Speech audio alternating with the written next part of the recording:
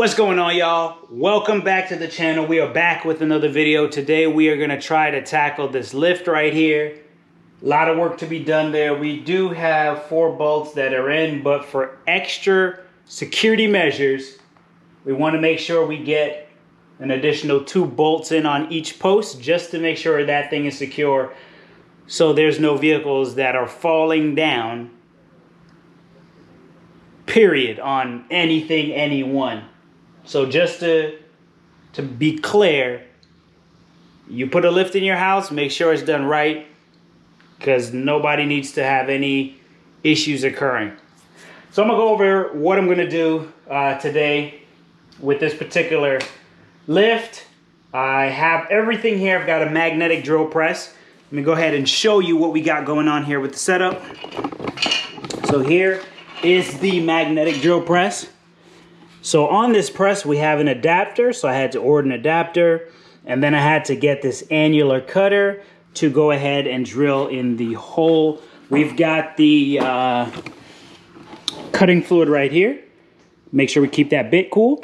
So what I did was I located the spot that I'm gonna drill, and I started a small pilot hole. So let's see if we can't get through this, try this this little drill out here, see if it's gonna work to get the job done. This might be hard to get on video because it's such a tight space, but we'll see what we can do.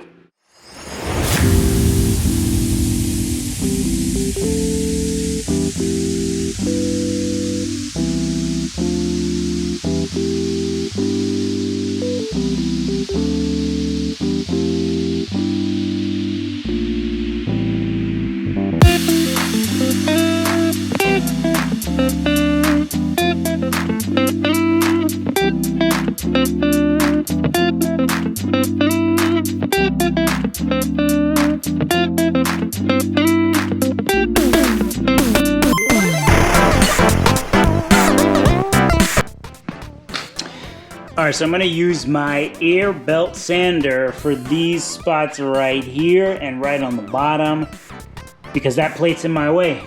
So let's connect up and get ready to go.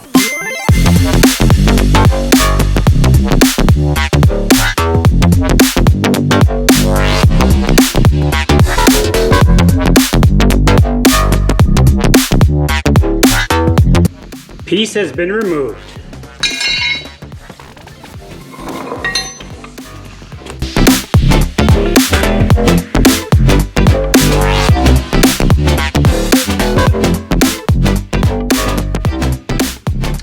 Well, it looks like this annular cutter is good enough for 1 hole. It seems to have gotten extremely dull. Here's the second hole. Not really busting through that metal at all. And the first hole made it pretty deep, but didn't necessarily get all the way through either. So I guess maybe for now we should just focus on getting the electrical done, so that at least all that's going to be in place, and we'll work on the rest of the anchors later. So we are going to give this another try. This time we are going to be using a carbide tip bit. So let's see if this can do any better at getting us a nice hole in that plate over there.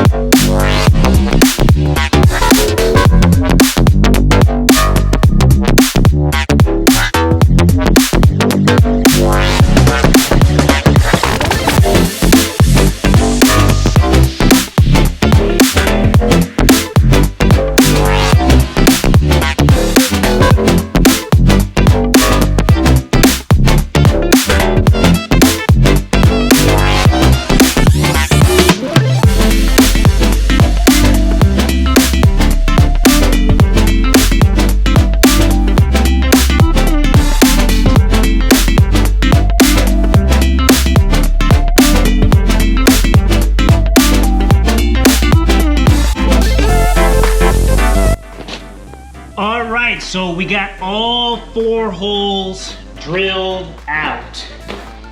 So now we are ready to clean this up and then prepare to break through the concrete and get the anchors ready. So we're gonna go ahead and get that cleaned up. All right, so here are some important lessons learned. This type of, let me get the light on here. This type of annular cutter is a piece of trash. It comes with a guide pin, that's great, but the actual tips, I mean, not so great, okay? So now this carbide tip, coupled with the cutting fluid, wow, what a difference. Made the cutting a whole lot easier. Let's go ahead and jump into getting the holes dug, drilled out, get the concrete opened up so we can put in the anchors.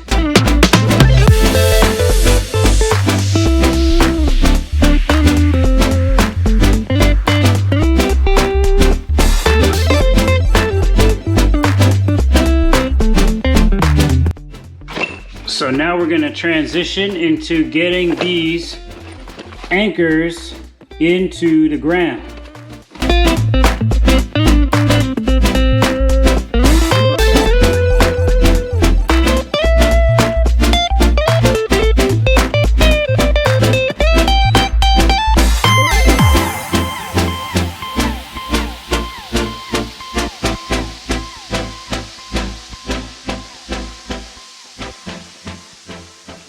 Okay, so what I've done is I've put everything in a pipe and run the wire down to this spot. So now we just need to create and secure it in place. So what I'm going to do for that is I'm going to use one of the conduit clamps with 2 screws and see we can get that to hold it in place.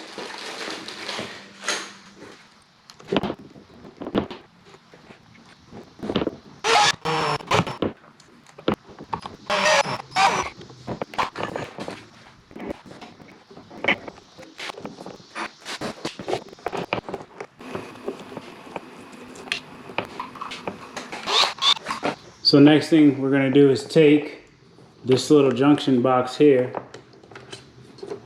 slide the wire in,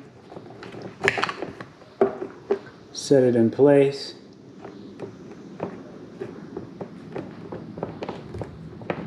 This will serve as our little connection port. We'll take these wires here and we're going to stick them in here to get the connection. So it looks like I'm a little short. I'm gonna have to use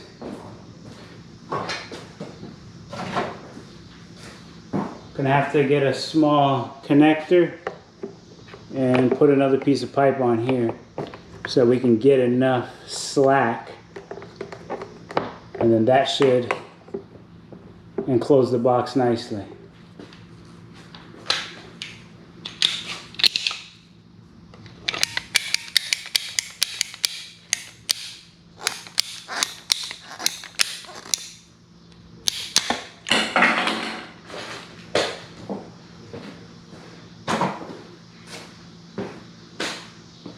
So I'll have to buy another connector to connect this up, but this is the way this is what it'll look like.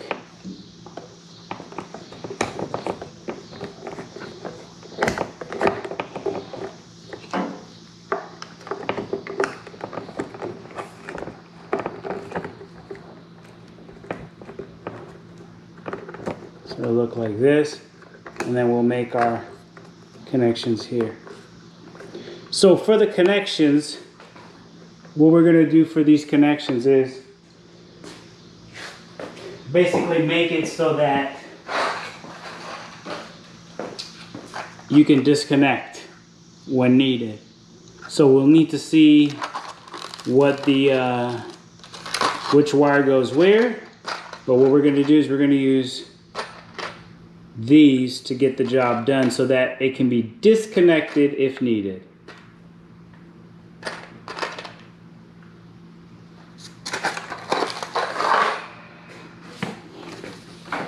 So based off of our little power manual here, it's in another language. All right, we're gonna check out this manual and see what the wire setup is supposed to be. Okay, so after looking a little closer at the instructions here and figuring out the wiring, I'm just gonna use these wire connectors. So the way this gets wired is your green goes to the ground.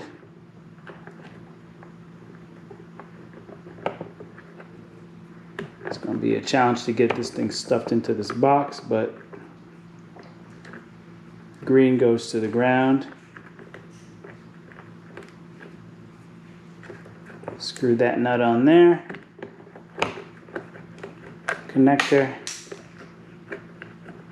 Okay, and then the others will be your 240 volts. And since the switch, which is supposed to be normally opened, if that came from the manufacturer correct, what happens is when you push the button, you close the circuit, you apply your 240 volts, and the lift will move up or down depending on which button you're pressing here. So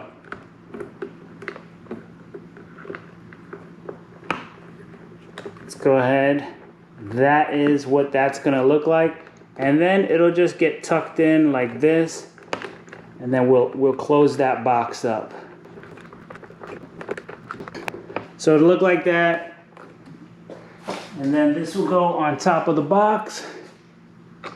Close up the box.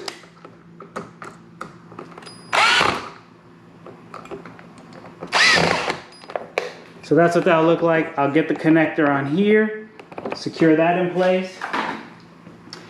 And it looks like we are closer to operation here. So the last set of what needs to be done, got to get this filled with fluid. So there we have that, the tank. So that's going to need fluid. I do have some hydraulic fluid here. So that's one more part there. And this is our hydraulic fluid. Right here from Napa. So once we get that done, make sure all of our cables are looking good, nice and tight. And then the last, very last component, we got to shut down the main power and hook up power to our lovely fuse right there. And then once we fill up that tank, we should be good to go. So that's the next thing we'll transition to. All right, we are back again trying to get this lift up and running. So today we got to do the electrical run, finish that off, hook that up to the fuse, circuit breaker, and get this liquid poured into this tank. So let's get right to it. So this tank takes 10 liters, which is a little over 2.6 gallons of oil. So let's see if we can get this poured in here without making a mess.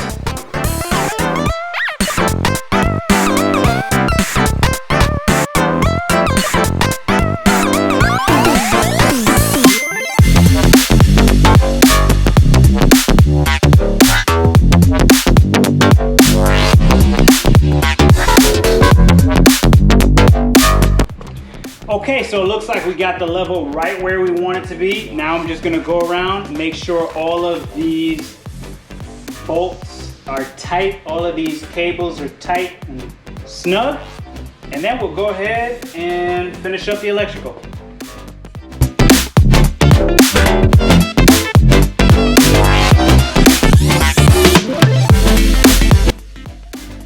All right, so now what we got going on here, I've got this wire that I've already run from the first initial video.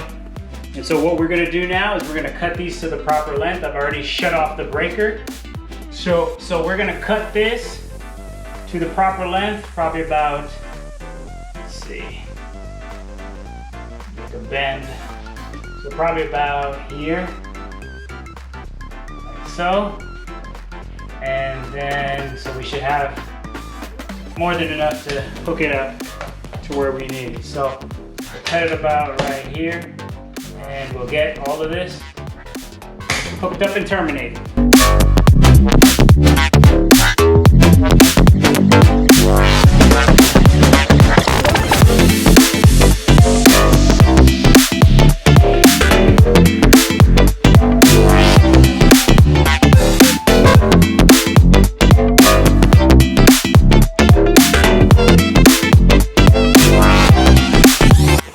So here's the box. We got this guy right here, which is going to be running the power for the lift. So let's switch it and see what happens. Nothing blew up, so that must mean everything is a-okay. So let's go ahead and give this lift a run.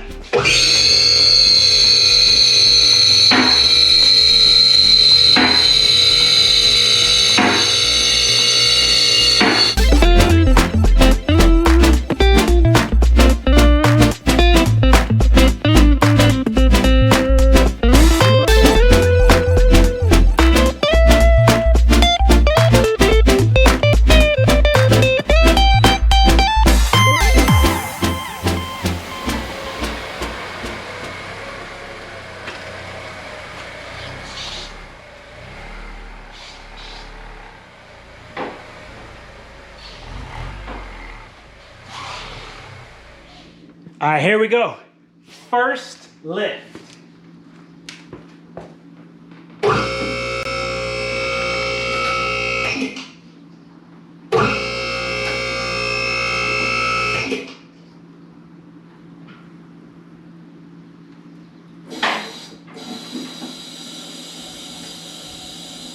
So here we have it, the first lift. This TSX is off the ground, baby. The lift is holding up well. I ran the lift 2 times without the car on it to cycle the hydraulic fluid and to get the air out of the system. Everything is looking pretty good right now. The shop is almost complete. Everything is working just right.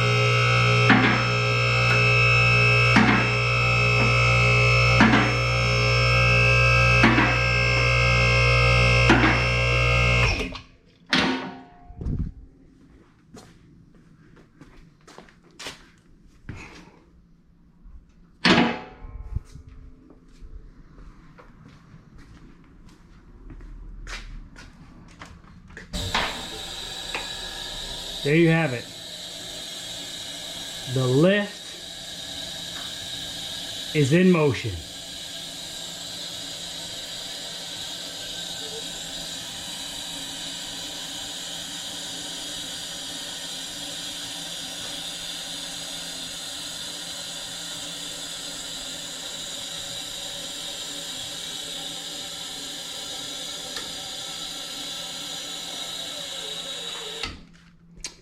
So there, we got the lift installed. The shop is almost complete, but the lift is working fantastic. I want to thank y'all for tuning in to this video. We got more content coming, but as for this video, the lift is done, installation complete. I'll catch you guys on the next one.